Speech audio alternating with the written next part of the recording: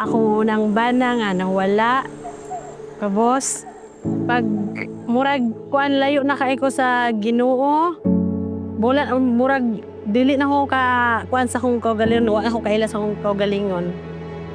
Nalipay ko nga gihatagan ko og Bible para mabasa nako nga pag kuan samot ta pag naay problema.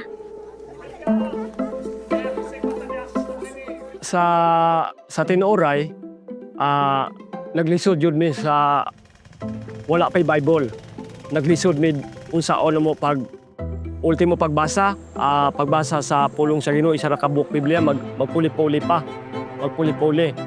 Talo nung bubaya. O samot na sa di amin itaon na. Ilabi na so binalan sa dinipagin sa lumang nagbanwa.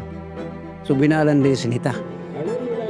Dito amin di amin na nakakaton og amo ang sinati kon unsaon di ayong pagkinabuhi di kay Kristo. Nga nakita nako ang Dios mismo maoy nagbuhat para nako nga mahimo kong makadawat sa kaluwasan ilabi na gibuhat niya dito sa krus. Kung sa nakapabag-o sa ko ang kanang basa og Bible, nalipay ko nga pag hatagan kong proclaimer nadungog na ko ang pulong sa Ginoo.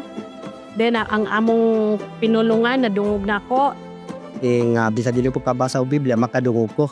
Makadungog ko dahil no.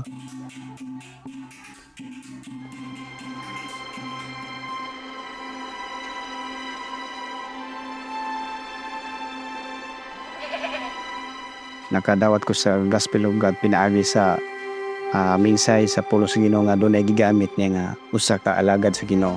So salamat niya na nga nadugang o kapaligon ang pinaagi sa grasya sa Dios nga doon ay gigamit niya nga mga tao aron nga kining mupasiugda o mupadayon para sa kahimayaan sa Dios sa buluhaton sa Ginoo.